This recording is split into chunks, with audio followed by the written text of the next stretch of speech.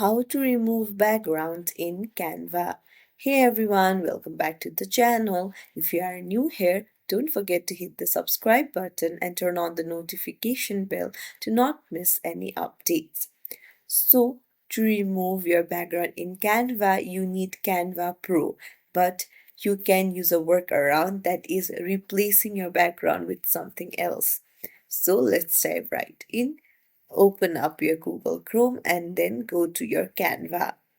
Now, go to Create on the left side and then create a document of your choice.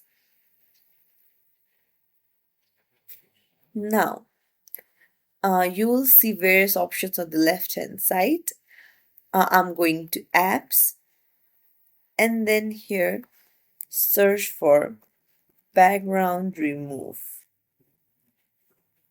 and then tap on the first option. So just choose a file, open it up. I want buildings behind, so I'll put in buildings as the background prompt and hit replace. So as you can see, my background has been changed. If you found this tutorial helpful, don't forget to like and subscribe to our channel for more tips and tricks. Thank you for watching.